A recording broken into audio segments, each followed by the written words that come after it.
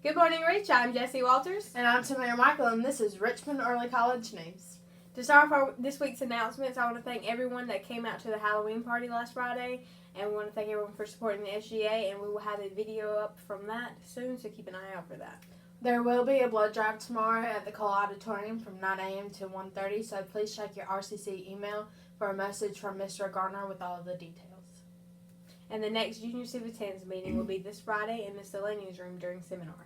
This Friday, November 6th, is the deadline to register for the December ACT test, and this Thursday, November 5th, is the deadline to register for the December SAT test.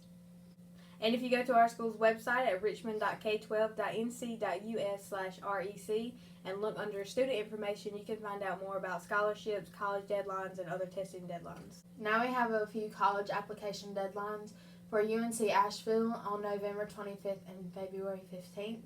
UNC Wilmington, November 1st and February 1st.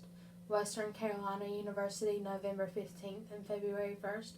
Winston-Salem University is going to be on March 7th. Now to Evan and Hunter with sports. Hello, Reach. I'm Evan Mabe, and I'm here with your sports update. Today, I'd like to talk about the first World Series game between the Mets and the Royals.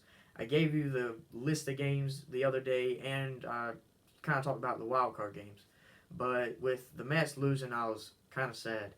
It was 5-4, and the Royals took it for the win. With Alex Morgan with the walk-off home run, it was pretty outstanding, I'll have to admit. And I think it was an out of the park. So basically, he just walked it off like it was nothing. Hence the name. And the Mets, they made a few mistakes here and there. And one of their players had to leave the game because his father died. I never did catch the name, but it's pretty sad. But I still think the Mets have a chance. It's just that they need to practice. Like, for example, one of their first plays was it was a grounder to first base. First baseman, missed an easy grounder. It kind of popped up on him, but little stuff like that could cost the game. And I'm really hoping to see the Mets come back and win it, seeing that they haven't won a World Series in 29 years. And I just think it'd be really, really awesome. And now to Hunter with the Panthers season. Hello, Reach. I'm Hunter Terrell with your NFL Sports Update. Now today I would like to talk about the Carolina Panthers 6-0 season. Last time we went undefeated, we went to the Super Bowl in 2003 against the Patriots, and we lost by 3 points. What I really would like to talk about with this undefeated team is that NFL has been saying that the only reason why we have been undefeated is because we've been playing broken down teams. And I really don't believe that, and we only have few supporters from the NFL Network that actually says otherwise. We've been playing the Jaguars, Saints, Houston, and the Bucks, and Eagles in Seattle. Now, all these teams are very capable of doing what we're doing, especially the NFC champions, the Seattle Seahawks. And I think that was the biggest win for us overall throughout this undefeated season so far, because we've been yards short, inches short from beating them over the past 4 years. And it was just like the game-winning play from Cam Newton to Greg Olsen in the end zone. And there was confusion about what play to run because Sherman was getting man and Chancellor was getting zone. And there was just a lot of confusion, and one play led to another, and we ended up winning 27-24. But we hope to continue our streak, and we want to know what y'all think about our undefeated season. And tweet us at ReachNews1 or comment in the section below. Thank you. Now to Sterling with the Pet of the Week. Good morning, Reach. I'm Sterling Griddick here with this week's Pet of the Week. We actually have 2 pets of the week this week. The first is a bunny named Little C, who is a year old and has a human-like personality, who belongs to Shirley Sims in the 10th grade. The second is a cat named Garfield, who's really good at balancing stuff on his face. Garfield belongs to Hunter Terrell in the 10th grade. Remember, if you want your pet featured, you can send it to us on our social media using the hashtag ReachPets or email it to me at spriddick@student.richmondcc.edu. Please include your name and grade, your pet's name, and something that makes your pet unique. And please do not send in photos of your friends and family. Please send actual pets. Now to Corey with weather.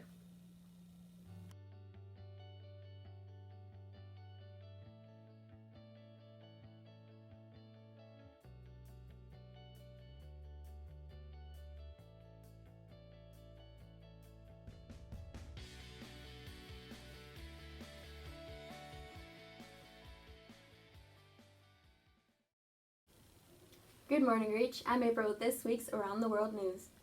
Penning Lu Yang is more than simply China's First Lady. Former folk singer in the 1980s, she has attracted attention at home and abroad since President Xi Jinping took office in 2013.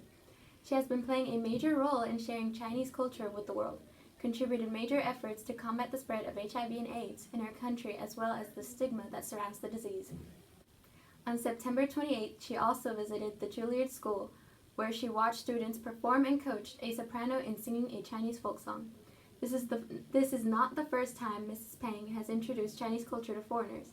Ms. Peng, who has been prepared for a life in the media glare by a decade-long career as a singer, has also taken on a serious task of raising awareness of critical public health issues, including the prevention and treatment of HIV and AIDS. In one of the 2 speeches she delivered at the United Nations during President Xi's visit, she shared her experience in helping children affected with the virus. She told the stories of 2 young people who had been able to live better lives thanks to the medical treatment and the care of others. The fact that she has extended care to the children will raise more awareness and help them. Now for this week's trivia. True or false? Air pollution in China increases snowfall in California. The correct answer is true. Now for this week's Vines.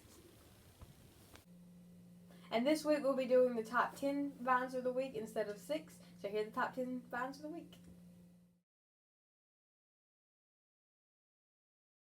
Alright, you gotta man up and you gotta go in there and tell her what you gon' do. What I'm gon' do. Now go do it. I'ma do it. Mom, can I go out with my friend? Can you tie a knot? I cannot. Ah, so you cannot. No, I cannot not. Not? Who's there?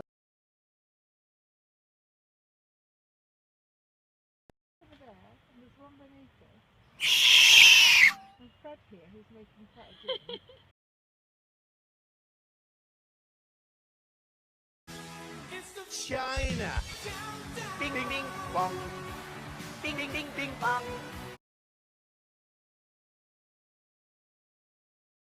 I can show you the world, shining, shimmering, splendid. 1738. That's the year I was born.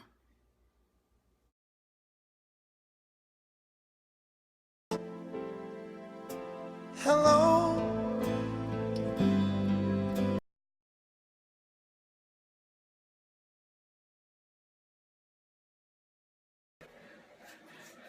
The end is near. The end is near.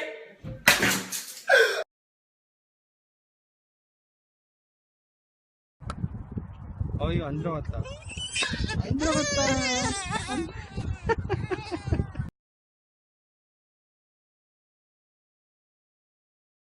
Oh my gosh, I found John's Instagram. Oh my god, let me see. Becky, I swear if you like anything, I will burn down your house and murder you!